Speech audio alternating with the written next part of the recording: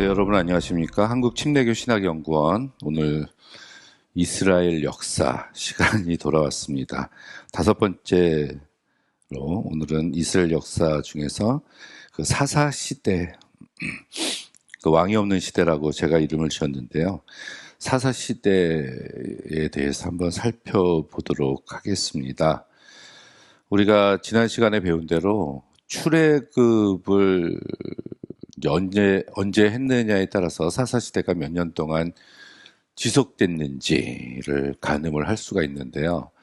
대부분의 학자들이 가나안 출애굽해서 40년 후에 가나안에 입성했을 때 그 시기가 이제 1400년하고 1200년 이렇게 두 가지 학설로 나뉘어집니다.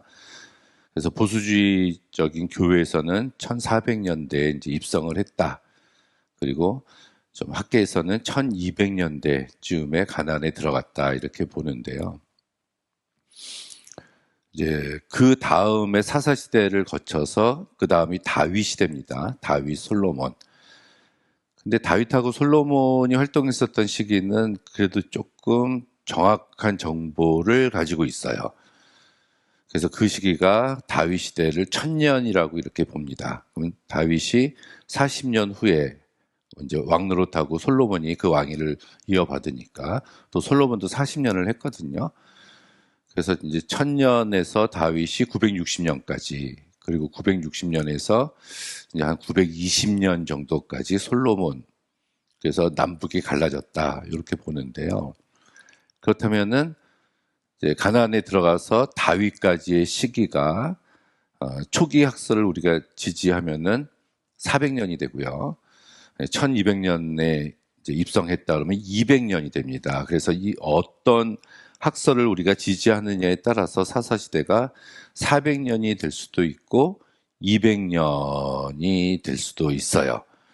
그래서 이것은 이제 사사들의 치리 기간, 통치 기간을 보면서 다시 한번 또 살펴보도록 하겠습니다. 사사시대를 이해하기 위해서는 우리가 이제 사사라는 것이 무엇인지를 알아야 되겠죠. 공동번역 성경에서는 이제 판관들 이렇게 판관기라고 번역을 해놨습니다. 저지라고 해가지고 이제 재판하는 사람을 뜻하는데 이 사람들이 재판을 하기도 했지만은 국가가 이제 위급한 상황에 처했을 때 외부의 적이 쳐들어왔을 때는 군사 지도자의 역할도 병행했다는 것을 알 수가 있습니다. 그래서 국가적인 어떤 위험이 닥치면 군사 지도자가 돼서 백성들을 이끌고 나가서 그들을 물리치는 역할, 평화 시에는 백성들 간의 어떤 문제를 해결해주는 재판관 역할을 했다. 그래서 쇼프림이라고 이제 히브리어에서는 이렇게 이야기를 합니다. 사사들, 독특한 제도지요. 왕은 아니었어요. 똑같이 평상시에는 백성들과 같이 살고 있었다고 이야기를 합니다. 삼갈 같은 경우도 이제 소를 몰고 있다가 이제 블레셋이 쳐들어왔다는 이야기를 듣고 바로 그 소모는 막대를 들고 나가서 블레셋 사람 600명을 죽이고 다시 돌아와서 소를 몰았다. 이렇게 이야기를 하고 있습니다. 하나님께서 진정으로 원하시는 사회는 사실 왕이 없는 시대였어요. 그래서 하나님이 가장 바랬던 어떤 이상적인 정치 지도 체제는 사사 시대라고 볼 수가 있습니다. 이 사사기를 보면은 몇 가지 특징을 발견을 할 수가 있는데요. 첫 번째는 여호수아서와의 연속성을 보여주고 있다. 그래서 여호수아가 죽었지만 사사기 1장을 시작할 때 누가 이제 먼저 올라가서 적들과 싸울 것이냐, 그때 유다 지파가 이제 먼저 올라가게 됩니다. 그것을 놓고 보면은 정복 전쟁이 끝나지 않았다. 그리고 다른 민족들과 계속해서 가나안 땅에서 전쟁을 하고 있는 모습들을 보면은 여호수아서에서 말하고 있는 일회적인 전투로 완벽하게 가나안 땅을 점령하고 그곳의 거류민들을 몰아낸 것 같지는 않아요. 한 가지 이제 독특한 특징은 이 블레셋이라는 지파가 갑자기 등장을 합니다. 물론 이 블레셋 왕 아비멜렉이라고 그 창세기에서도 등장을 하고 있지만 본격적으로 이스라엘과 이제 대적이 되는 그 이후에 다윗과 솔로몬 시대 때까지도 가장 큰 위협적인 존재로 남아 있었던 국가가 이 블레셋입니다. 영어 성경에서는 팔레스타인이라 그래요. 그럼 지금의 팔레스타인의 뭐 조상이라고도 볼 수가 있겠죠. 이들이 갑자기 이 시기에 나타났는데 어디서부터 왔는지는 잘 모릅니다. 그냥 해양 민족 세력이라고 봐요. 그래서 배를 타고 지중해에서 오다가 그 이집트, 애굽의 지역에 정착하려고 상륙을 했지만 거기서는 이제 애굽인과의 전쟁에서 패하고 계속 동쪽으로 와서 이 가나안 땅, 블레셋 평야라고 말하는 그 지역에 5개의 성을 짓고 5개의 도시를 건설해서 그 연합체를 이제 블레셋이라고 이야기를 합니다. 가사, 에스겔론, 가드, 아스돗, 에글론이라는 5 도시고요. 이 이후에도 주로 이제 삼손하고의 관계도 그렇고 그 이후에 이제 골리앗, 또 블레셋 사람이라고 등장을 하죠. 성경에서 아주 자주 등장을 하는데 이들이 강력한 세력을 형성할 수 있었던 것은 철기 문명을 가지고 있었다고 이야기를 합니다. 그래서 사무엘상에도 보면은 이스라엘 백성들이 유다 산간 지역에 있다가 그 농기구 쇠가 이제 무뎌지게 되면은 내려와서 이 블레셋한테 가서 그 철을 다듬어서 다시 가지고 올라갔다. 이런 기록이 나와요. 그러니까 이스라엘 사람들은 이 시기에 청동기를 가지고 있었고 이 블레셋 사람들은 철기 문명을 가지고 있었다는 얘기입니다. 철은 우리가 알다시피 대장간이 있어야 되고 이제 쇠를 갖다가 이제 두들기고 불에다 굽고 또 식히고 뭐 풀림 해가지고 연장이나 무기 같은 걸로 다듬지 않습니까? 그 전에는 청동검, 전쟁 시에 청동검을 썼어요. 이게 이제 주석으로 만들었는데 물론 철과 이제 칼이 부딪히면은 철이 훨씬 강했죠. 그래서 블레셋의 군사력이 이스라엘을 압도하고 있었다. 이렇게 이야기를 합니다. 가장 큰 특징은 이제 왕이 없던 시대입니다. 하나님이 진정으로 원하시는 사회는 사실은 왕이 아니었고요. 신명기 17장에도 그 하나님이 모세를 통해서 분명히 말씀하셨어요. 그 너희들 왕을 두지 말라. 그런데 만약에 왕을 두게 되면은 딸, 그러니까 여자 그 왕이 여자를 탐하게 되고 많은 재물을 탐하게 되고 그다음에 이제 이제 홀스지요. 말을 탐하게 될 것이다. 그 경고의 메시지가 17장에 나옵니다.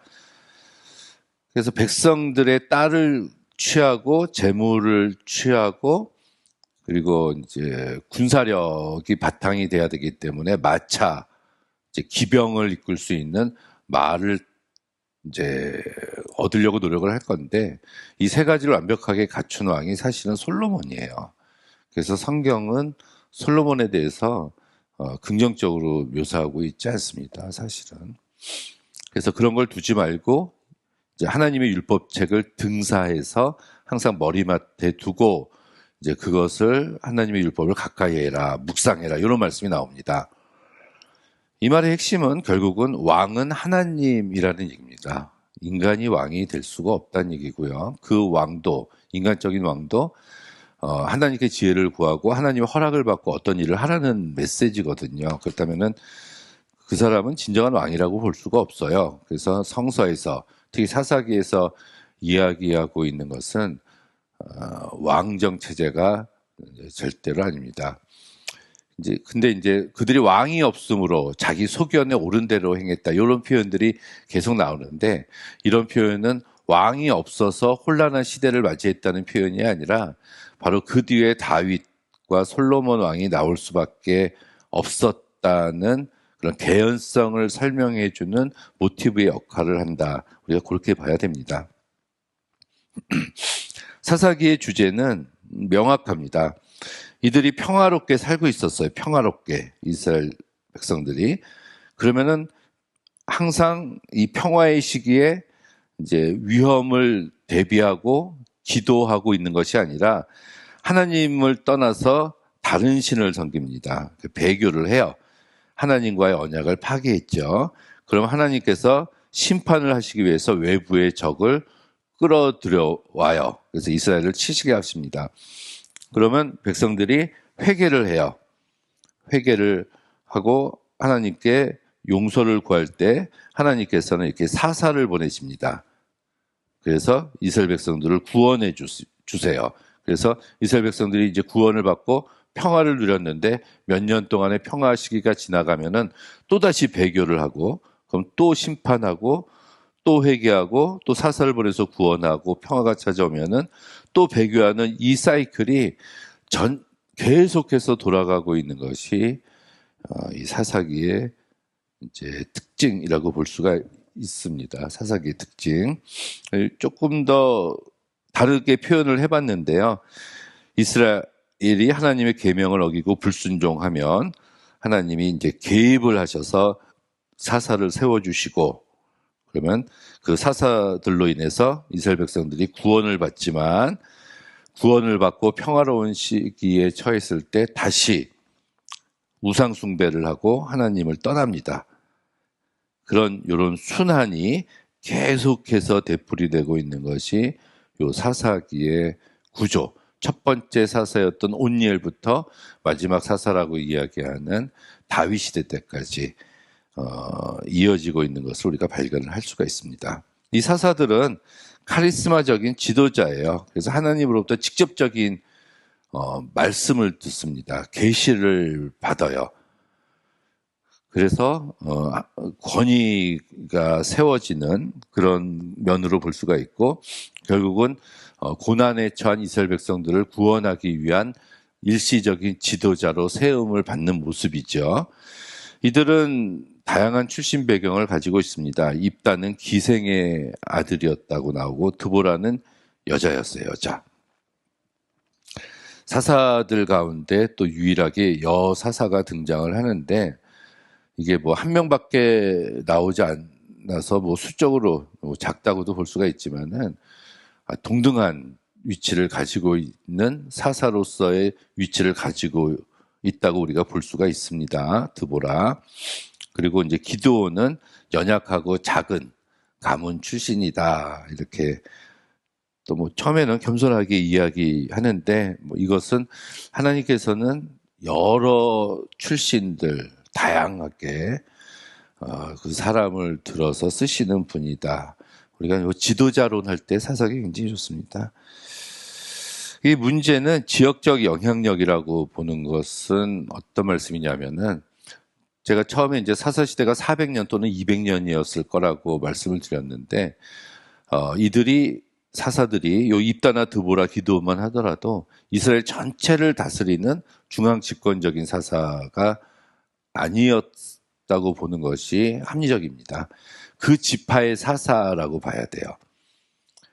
그 지파의 사사. 그래서 그 사사가 이제 서로 겹치는 부분들이 굉장히 많았다라고 볼 수가 있습니다.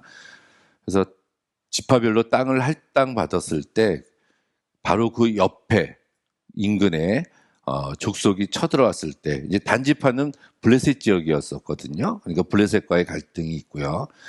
길르앗 지파 입다 같은 경우도 요단 이 동편 땅이었어요.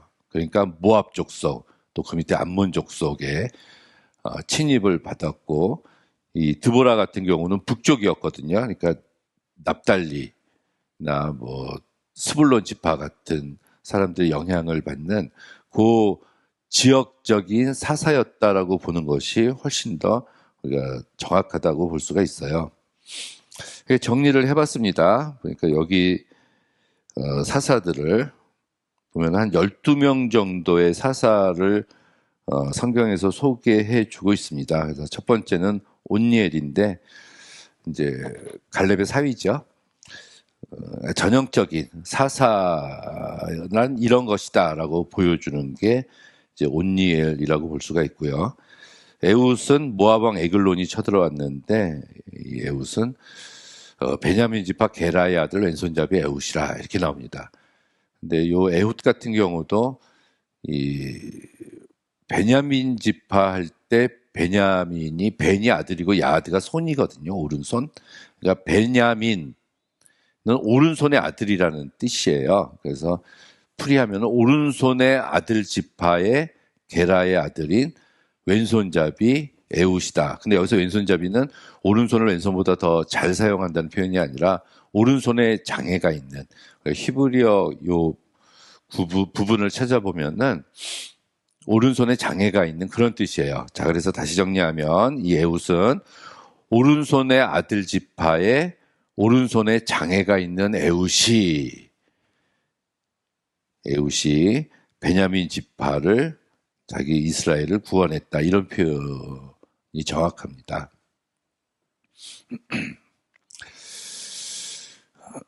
그래서 장애가 있더라도 이 에훗 같은 경우, 바로 그 뒤에 삼갈 같은 경우도 하나님이 부르셨을 때 바로 응답해서 이제 주저하지 않고 응답해서 나가서 하나님의 명령대로 적들을 물리치는 이런 모습들을 보여주고 있습니다.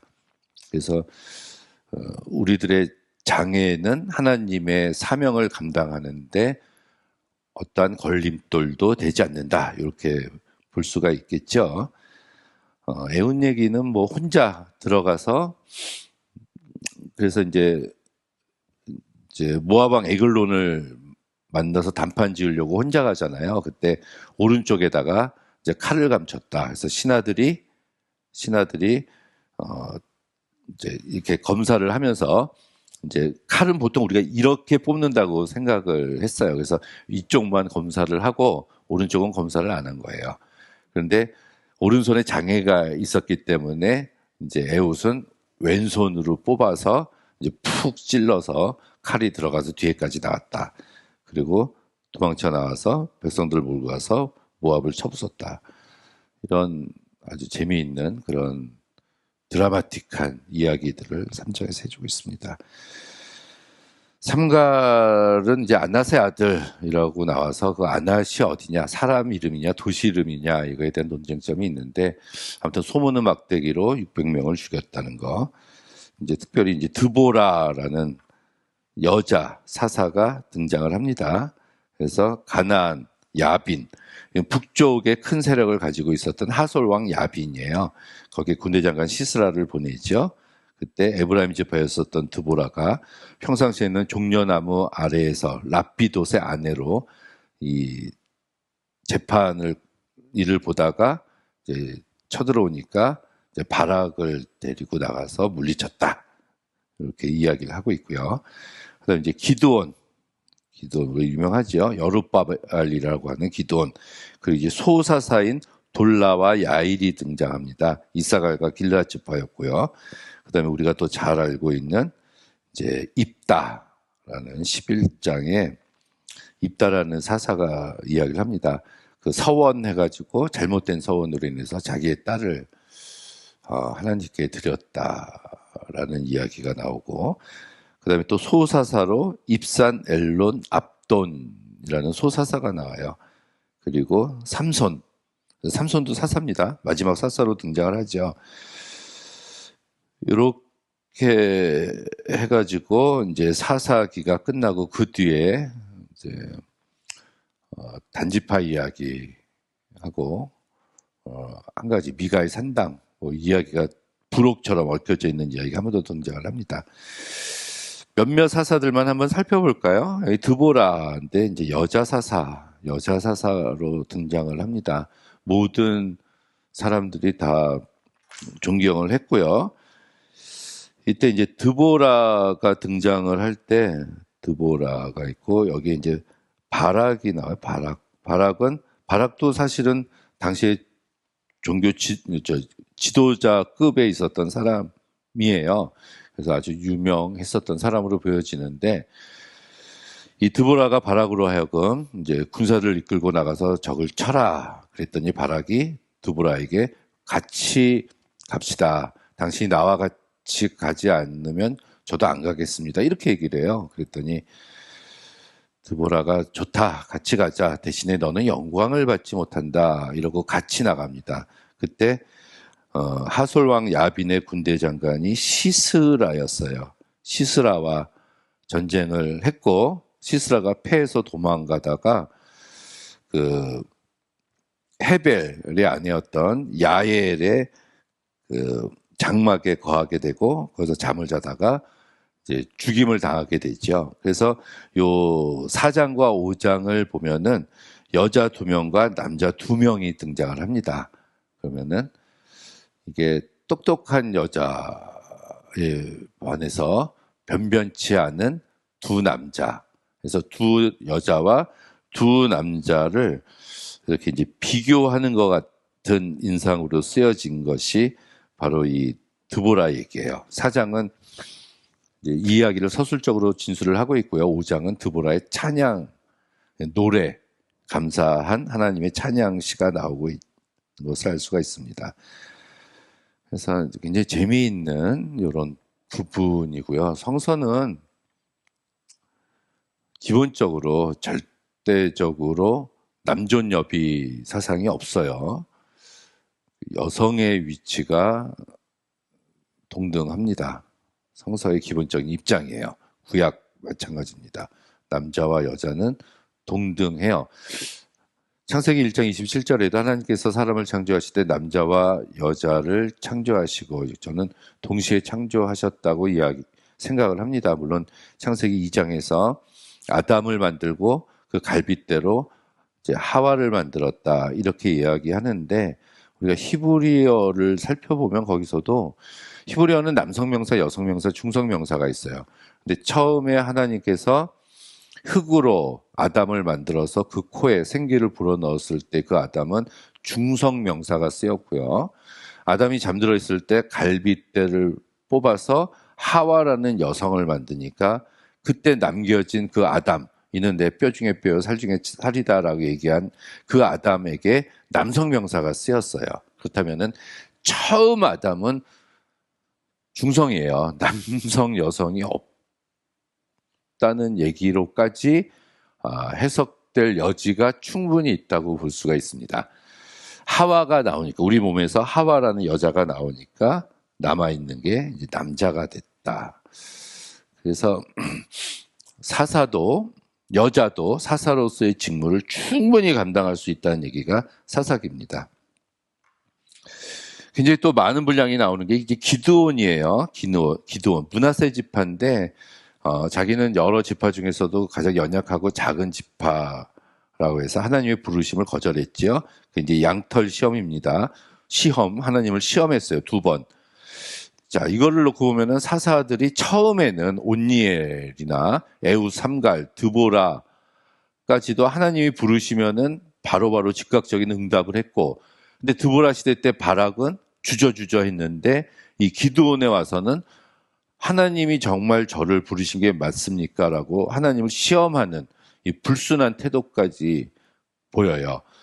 이런 걸 놓고 보면은 이제 사사기가 이게 순환적인 구조를 그리고 있는데 그 순환적인 구조가 이 나선형 구조가 점점 더 안 좋아지는 방향으로 내려가고 있다. 이렇게 볼 수가 있습니다. 사사가 뒤로 가면 갈수록 안 좋은 사사의 모습이에요. 삼손은 사실 사사라고 말을 하기도 부끄럽거든요.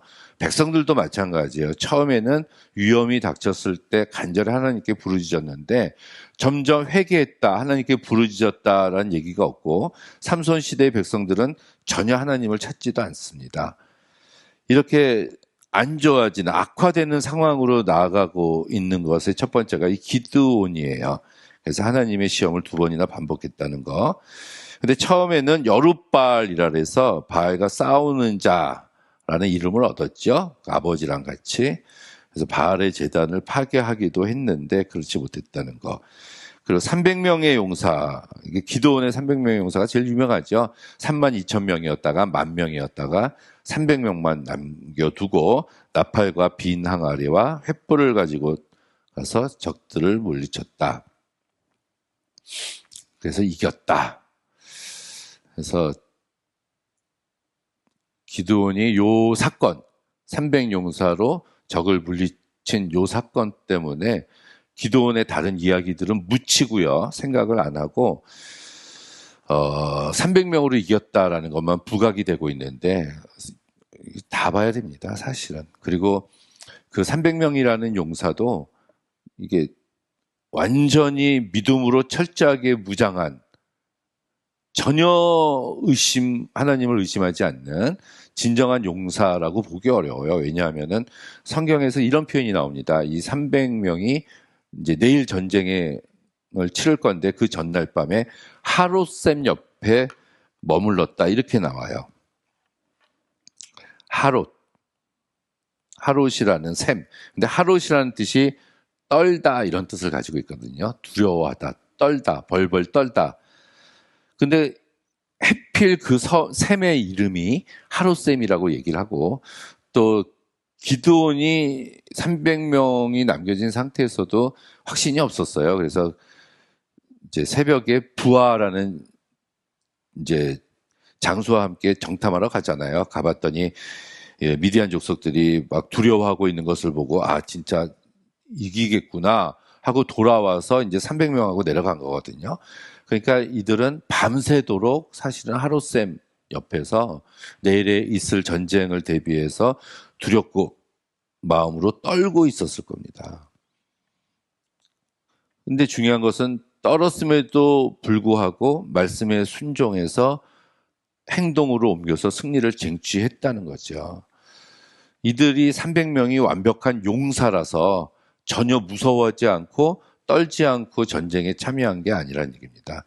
그들도 무서웠지만 자기들이 가지고 있는 두려움보다 하나님을 믿는, 하나님이 이기게 해주실 거라는 그 믿음이 훨씬 더 강했기 때문에 실천으로 옮겼다. 이런 쪽으로 우리가 접근을 해야 되지 않을까 이렇게 생각을 합니다. 그리고 사실 이 기도원도 그 다음부터는 좀 타락해요. 이제 왕이 되어달라고 요구했을 때 왕을 거절합니다. 이제 거절한 것까지는 잘 됐는데 전쟁에서 승리품인 그 금 귀걸이, 금 가락지 같은 것을 자기들이 다 걷어가지고 에봇을 만들어서 집 앞에다가 둬요. 제사장이 입는 옷이거든요. 그래서 사람들이 와가지고 그 에봇에 경배를 했다. 그러니까 왕은 아니었지만 왕과 같은 특권을 누리고 있었다는 거. 그리고 아들이 70명이라고 나오잖아요. 그런 왕이 아니고서는 그 여러 여자들 중에서 낳은 자식이 70명을 생산할 수가 없어요. 왕과 같은 지위를 누리고 살았던 걸로도 볼 수가 있습니다. 그때 삶은 날을 추적할 때도 그렇고요. 그래서 결국은 기드온이 죽었을 때 이제 국가적인 위기가 찾아옵니다. 이때는 외부의 적이 쳐들어온 게 아니라 내부의 적 때문에 망하게 될 지경에 처해 있는데 그게 아비멜렉이에요. 아비멜렉은 기드온의 정실 부인에게서 70명의 자식을 낳았는데 그 70명이 아니라 기드온이 첩에게서 난 자식이에요. 그래서 이 아비멜렉은 왕이 되기 위해서 세겜 사람들을 모아놓고 그들을 꼬드겨서 그 이복 형제 70명을 다 죽입니다. 근데 그 중에서 한 사람이 구사일생으로 살아남았는데 그것이 요담이에요. 그래서 요담의 우화가 있죠. 그리고 나서 이 아비멜렉은 그 전쟁 중에 이스라엘 백성들과 이제 세겜 사람들을 죽이려고 하는 그 찰나에 성벽 위에서 어떤 여인이 맷돌을 던졌는데 그것에 맞아서 이제 머리가 깨져서 죽었다 이렇게 나옵니다. 이 사람이 아비멜렉의 왕이 돼가지고 2년인가요? 이렇게 이제 3년인가 통치를 했었다는 얘기예요. 이걸 놓고 보면은 이제 사사시대 때 왕을 하나님이 원하시지 않으셨는데 인간들은 끊임없이 이스라엘 백성들은 왕이 되려고 하는 이런 생각들을 염두에 두고 있었다는 것도 볼 수가 있습니다. 이 내부의 적이었어요. 내부의 적. 그 다음에 이제 소사사라고 해서 이제 돌라하고 야엘이 나옵니다. 재밌어요. 이 사람들 표현을 보면. 외부의 적이 쳐들어오지 않았어요. 그래서 평화의 시기였고요. 돌라는 이사갈 사람, 3일에 거주했다. 야일은 길르앗 사람이었고 아들을 30명을 뒀는데 그들이 어린 낙이 30을 탔고 성읍 30을 두고서 이제 다스리고 있었다. 이런 표현들이 나옵니다. 아주 짧게 뭐 1절, 2절, 3절 요 정도로만 표현되어 있는데 사실 요거는 이제 평화 시기였습니다. 평화 시기였고 굉장히 이제 사사였는데 부유했다는 얘기고요. 굉장히 부유했고 이런 평화 시기에는 사실은 앞으로 다가올 전쟁의 시기를 대비하는 유비무한 그런 식으로 더 깨어서 기도하고 준비하고 있어야 되는데 그러지 못했다는 얘기예요. 그 뒤에 입다. 이게 야일이 길르앗 사람이잖아요. 그때 그 입다 때 이제 바로 그 쳐들어왔을 때도 아무런 그 준비가 되어 있지 못했어요. 이 길르앗 족속이었음에도 불구하고 그 야일이 길르앗 사람으로 성읍 30개를 다스리고 있었음에도 불구하고 암몬 족속이 쳐들어왔을 때 야일이 나타나지 않습니다. 오히려 지도자가 없다 그래서 입다를 데리고 와요. 이런 것을 놓고 보면은 아주 암울한 시기를 보여주고 있다라고 볼 수가 있습니다. 자, 룻을 여기다 넣은 것은 아마 이 기드온 바로 요 시대쯤에 룻기의 시대적인 배경이 요때쯤 되지 않았을까 뭐 이렇게 생각을 해서 제가 여기다 적어놨습니다. 자, 입다죠, 입다. 길르앗 사람 큰 용사 입다는 기생이 길르앗에게서 낳은 아들이다. 길르앗이 두 번 나오는데요. 이제 앞에 나온 길르앗은 지명 이름이고 뒤에 나온 길르앗은 사람 이름입니다. 이름이 똑같아서 그래요.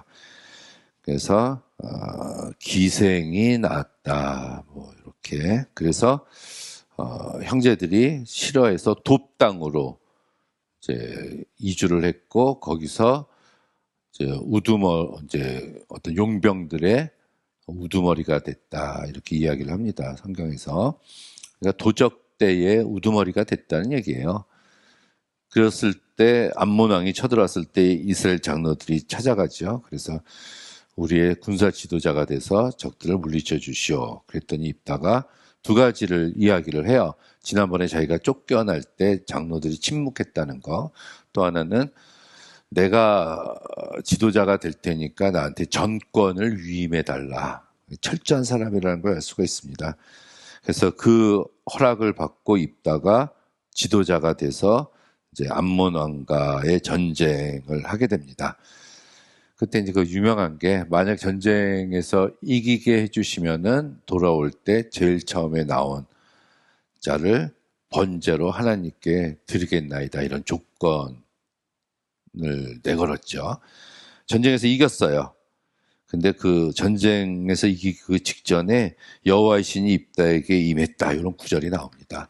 그러니까 하나님이 하시는 거였죠. 그래서 잘못된 서원 딸이 나왔다고 해가지고 그 딸이 이제 석 달만 애곡하고 오겠다.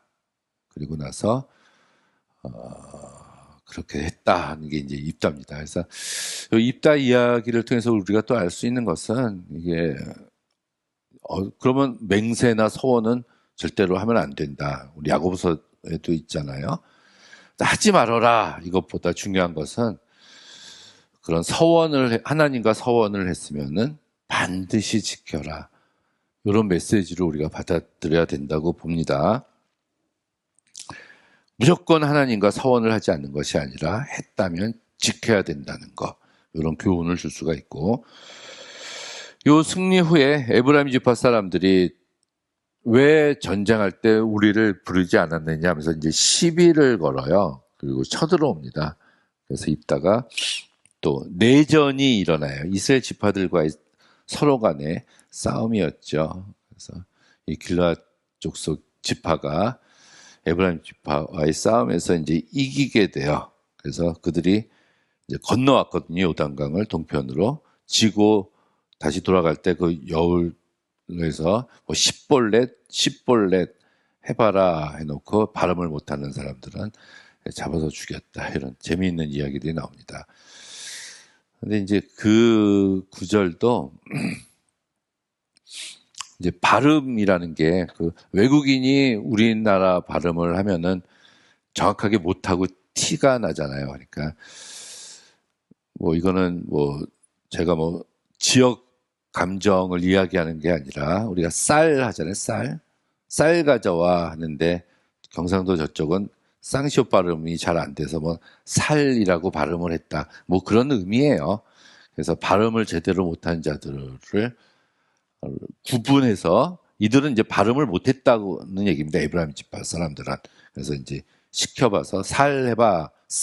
근데 쌀을 못하는 사람은 에브라임 지파다 해가지고 이제 잡아 죽여서 42,000명을 죽였다. 이런 이야기가 나옵니다. 이것도 뭐 자기의 본분 이런 거를 잘 하지 않은 상태에서 남을 비방하고 회방 놓으려는 것에 대한 교훈이라고도 볼 수가 있겠죠. 자, 마지막 지파가 이제 삼손이에요. 삼손은 이제 특별한 탄생을 합니다. 마노아가 기도에서 나왔고 나실인으로 하나님께 서원해서 드렸습니다. 초자연적인 힘을 가지고 있었어요. 그래서 사사도 됐는데 근데 삼손은 나실인으로서의 삶을 살지 않았습니다. 그러니까 포도주와 독주를 가까이 하지 않고 부정한 것을 가까이 하지 않고 이방 여인을 가까이 하지 않아야 되는데 사자 새끼 뭐 그 시체가 부정한 건데 거기서 나온 꿀 얘기 또 결혼을 하잖아요. 결혼을 하고 여우를 잡아다가 불을 지르고 그게 다 이방 여인이었고 결혼식 날 술에 취했고 잔치 이런 것들이 나실인과 정반대되는 삶을 살았다는 얘기입니다. 아, 그래서 뭐 낙타특별로 1,000명을 죽이지 않았냐, 블레셋 사람들. 근데 그것은 이 유다 지파였거든요. 유다 지파나 단 지파를 핍박하고 있었던 블레셋 족속을 죽인 게 아니라 유대 지파가 이 삼손을 잡아서 블레셋 족속에게 넘겨주려고 하니까 그걸 끊고 턱뼈를 가지고 자기를 잡으러 온 블레셋 1,000명을 죽였다는 얘기예요. 근데 이 낙타 턱뼈도 부정한 거거든요. 그러니까 자기를 잡으러 온 사람을 향해서 이제 무력을 행사한 거지 도탄에 빠진 백성들을 위해서 한 일은 삼손은 하나도 없습니다. 그래서 나라와 민족을 위해서 싸우기보다는 개인적인 보복을 위해서 싸웠다. 그의 삶은 실소투성이 윤리적 도덕적으로 죄악된 삶인데 그리고 두 눈이 뽑히고 이제 감옥에 갇혔는데 머리털이 다시 자라기 시작했다. 회개했다는 얘기예요. 회개했겠죠. 그리고 나서 이제 그들의 축제날 두 기둥 사이에 가가지고 무너뜨려가지고 살아있을 때보다 더 많이 죽였다 이렇게 나오는데 그때 기도합니다. 그때 하나님 이번만 나로 강하게 하사 이런 표현이 나와요. 이번만 나로 하나님 한 번만 더 이번만 나로 강하게 하사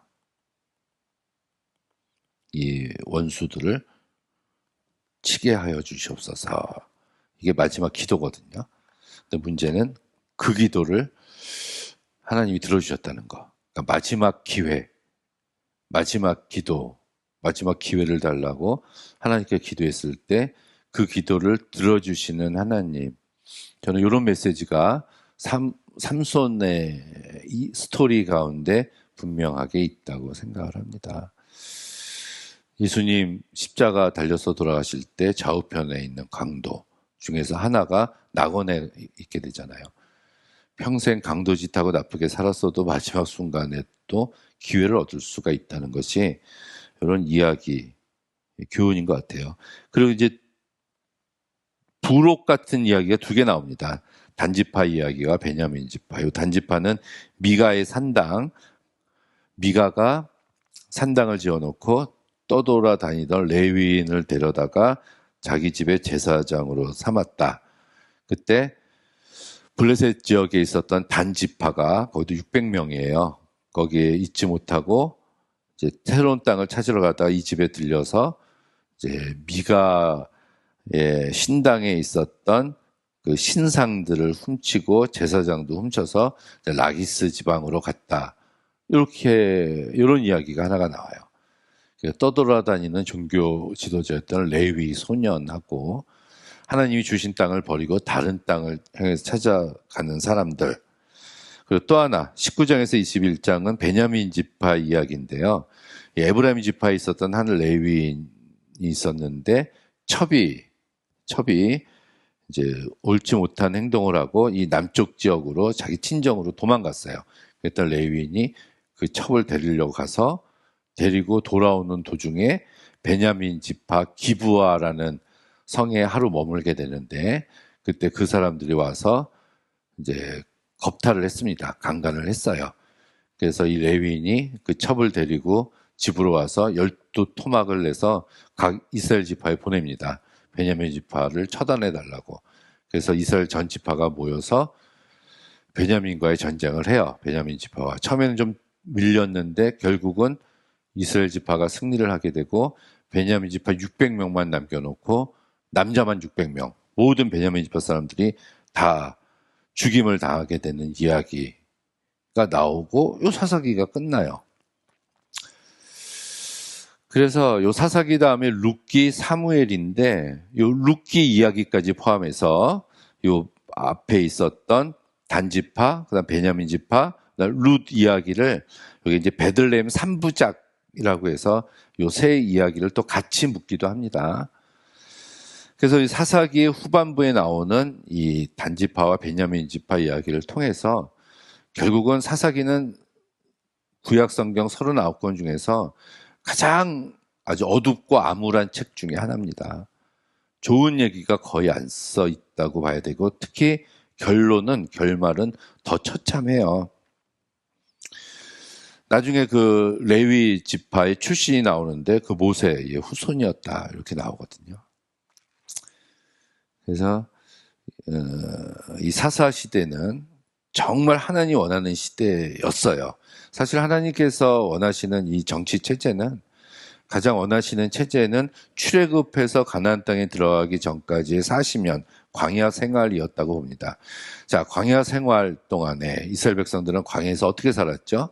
매일매일 하나님이 주시는 만나와 메추라기로 살았습니다. 그날 양식을 그날 주셨고 6일째 되는 날 이틀분 양식을 주셨어요. 그걸 더 많이 놓으면 다음날 못 먹었잖아요. 그러니까 그때 동일한 것을 먹고 사는 공동체였고 낮에는 구름 기둥으로 밤에는 불 기둥으로 항상 하나님의 임재를 느낄 수 있고 쳐다볼 수 있는 상황이었고요. 이들 이스라엘 지파 사람들은 이동했기 때문에 자기가 들고 갈 수 있을 만큼만의 것을 소유했다는 얘기고요.